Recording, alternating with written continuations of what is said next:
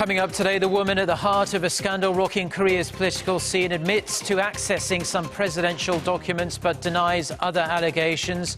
The top office says she must return home to answer questions about what she knows.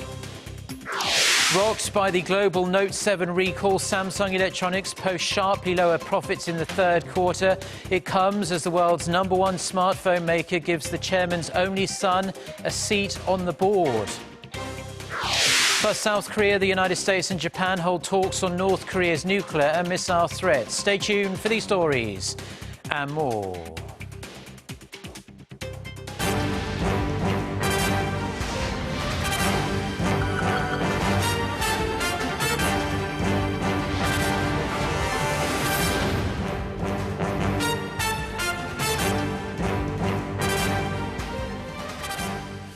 Hello, it's noon on Thursday, the 27th of October. You're tuned in to our midday newscast here on Arirang TV. Thank you for joining us today. I'm Mark Broom.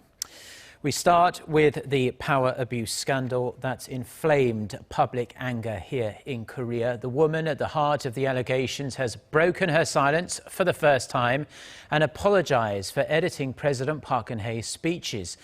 She's admitted to receiving reports from the nation's top office via email around the time her longtime friend President Park was elected, but denied most other claims. Kim Jong-un has more on her response to the scandal that's dealt a devastating blow to the president. In an exclusive interview with local newspaper Seoilbo on Wednesday, Choi Soon-sil confirmed that she'd received and edited dozens of presidential speeches despite holding no official post in the Park administration. Choi was interviewed in Germany, where she's staying now with her daughter. She reportedly sobbed throughout the interview, saying that she's so exhausted she could kill herself. She claimed she did not know the speeches passed to her during the early stages of the administration were confidential and that she did it to help President Park express her feelings more clearly.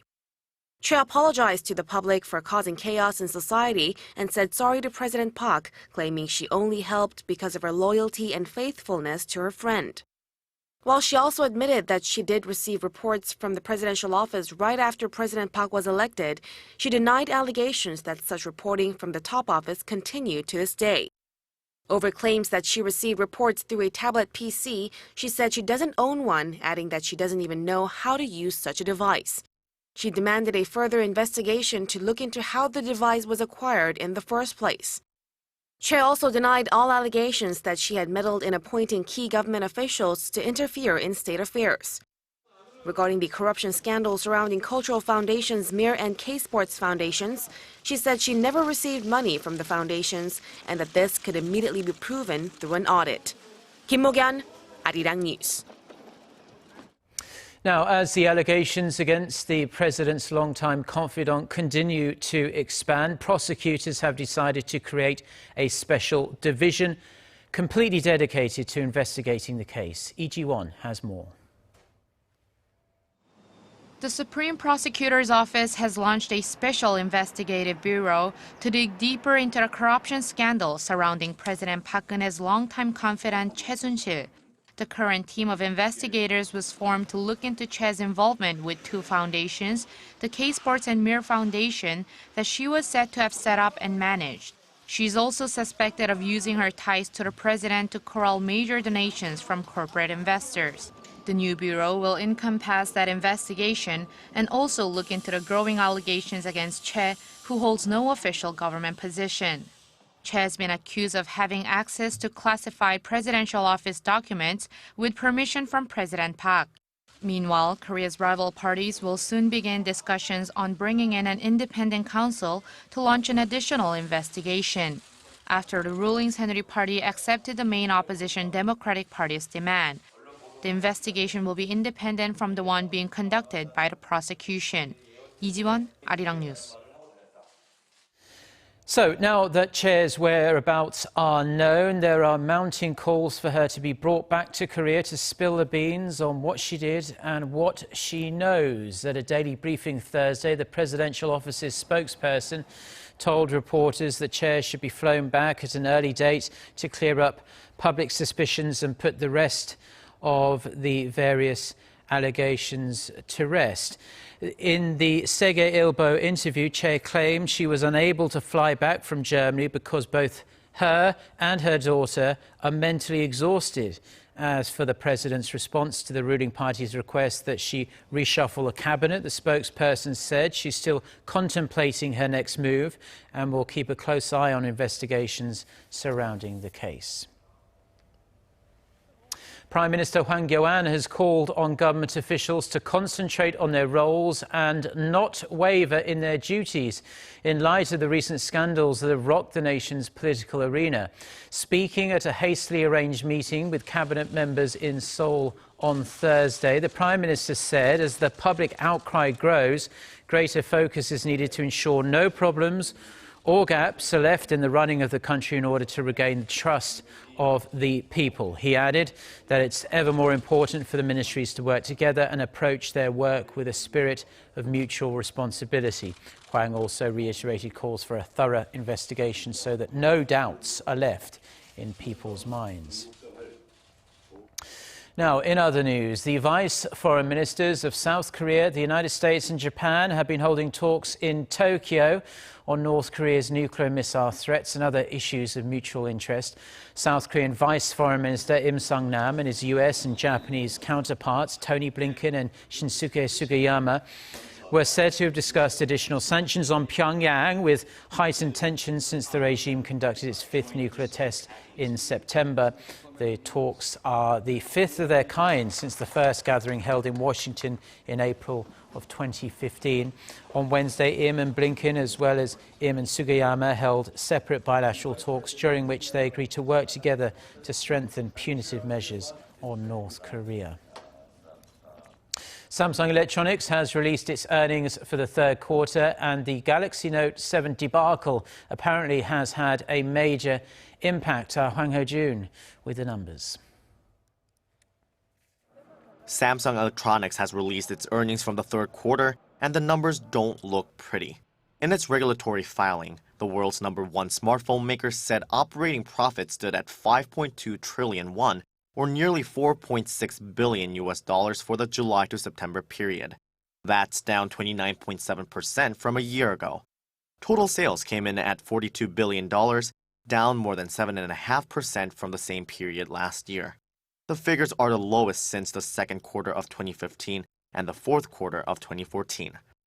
Killing off the ill-fated Galaxy Note 7 after a number of reports both in and outside of Korea of the devices catching fire while charging caused serious damage to Samsung's mobile division, the main driver of the company's overall sales and profits. The division posted a sales decrease of 15.3%. And while it saw a more than $2 billion profit this time last year, this year's figure is a relatively paltry $88 million. The profit figure was supported by the stable sales of the company's existing flagship devices, including the Galaxy S7 and S7 Edge.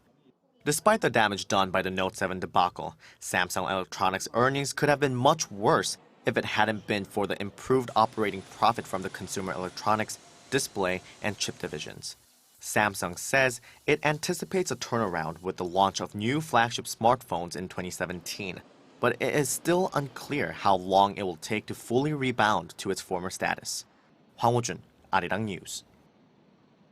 Now, staying with Samsung, it is a busy day for the company. As widely expected, the Korean tech giant has given Lee Jae-yong a seat on its board of directors. The shareholders meeting followed the third quarter earnings report, which, as we just heard, was hit hard by Samsung's botched Galaxy Note 7 recall, a fiasco that puts just that little bit more on the heir apparent's plate. Kim Min-ji reports. Further setting the ground for corporate succession, shareholders of Samsung Electronics on Thursday approved the nomination of heir apparent Lee Jae-yong to join the company's board of directors.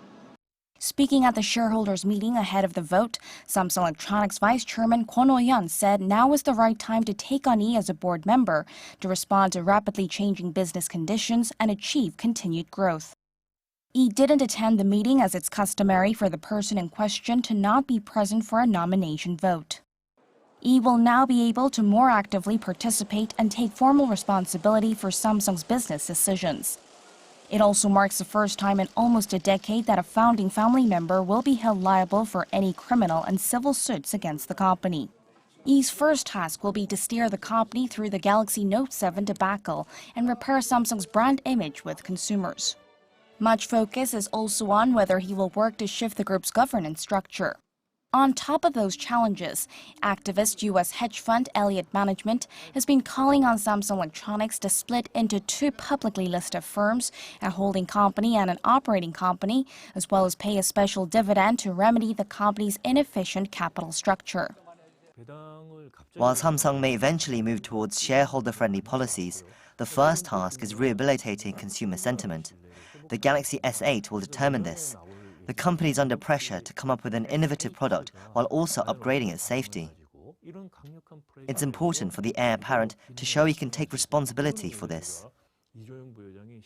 Experts add there is need for Samsung Electronics to streamline its business and reduce its dependence on its business arms, or it will lose out in the race for innovation. Kim Min-ji, Arirang News. South Korea and Japan are considering putting pen to paper on an agreement to share classified military intelligence. A South Korean government official on Thursday announced that the two nations plan to discuss the terms of the General Security of Military Information Agreement soon, this upon Tokyo's request. He added that due to North Korea's growing nuclear ambitions and missile threats, trilateral information sharing between South Korea, Japan and the United States is needed now more than ever. Seoul and Tokyo were close to signing the agreement in 2012 but failed to do so at the 11th hour. South Korea's defense ministry is expected to make an official statement soon regarding the negotiations. The Special Forces of South Korea and the United States have conducted their annual teak knife exercise. Normally held away from prying eyes, parts of this year's drill have been released, and they show how crack commandos would swing into North Korea's most heavily guarded areas in an emergency situation. Kim Hyun-bin reports.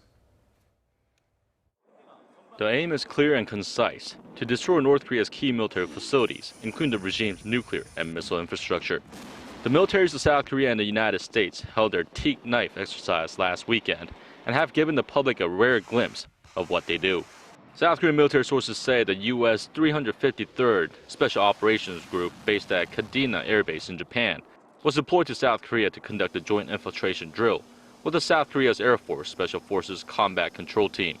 As part of the exercise, the Special Forces practiced scenarios under which they would be covertly transported by air to designated targets in the north and parachuted into position. The air forces of the two allies provide supplies while moving wounded troops back to secure areas. A roughly 800-man team make up the U.S. 353rd Special Operations Group, stationed in Okinawa, Japan. In a time of crisis on the Korean Peninsula, they would be the advanced party in charge of infiltrating into North Korean territory. Held for the first time in 1990, teak knife is an annual joint drill rarely revealed to the public. Kim Hyun-bin, Arirang News. Now, North Korean leader Kim Jong-un has made fewer and fewer public appearances in recent years. South Korea's unification ministry said Kim made 100 public appearances this year compared to 153 in 2015, 172 in 2014 and 212 in 2013. Experts say that Kim has been intentionally decreasing his exposure as a way to protect himself against foreign intelligence. The ministry also named Jo Yong-won, Deputy Director of the ruling Workers' Party's Organisation and Guidance Department, as the official who made the most appearances with Kim in 42 separate instances. Jo surpassed Hwang Byung-seo, the Vice Chairman of the State Affairs Commission, who is widely regarded as the second most powerful figure in the regime in number of appearances with Kim. The French government says it has cleared the refugee camp in Calais that has come to be known as the jungle. French authorities said Wednesday they had transferred about 5,600 migrants from the camp, including 1,500 unaccompanied minors, since Monday. They were shuttled by bus to reception centres throughout the country. An estimated 6,500 migrants were living at the camp. The squalid, as you can see, and dangerous conditions in the camp, which lacked water, sanitation and even toilets, had given rise to the nickname the Jungle. As the camp was being cleared, there were clashes between police and migrants, with some migrants reportedly setting fire to dozens of tents and shelters. The UN General Assembly has passed a resolution calling for an end to the US economic embargo on Cuba. The United States abstained for the first time on Wednesday after opposing previous attempts every year for nearly a quarter of a century. Washington's decision is significant as it had opposed the resolution even when the two countries began normalizing their relations in 2014.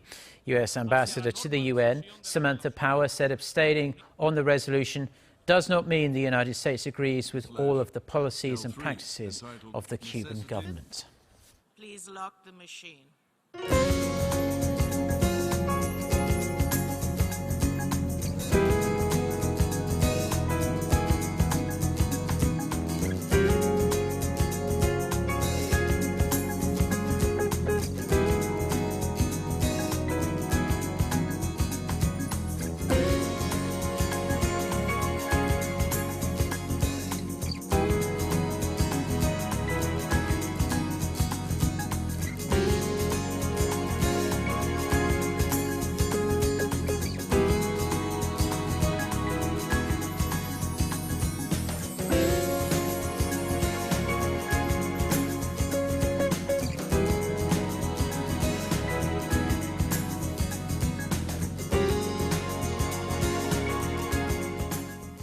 Well, that's all we have for now on this Thursday afternoon here in Seoul. I'm Mark Broom. Thank you as always for tuning in.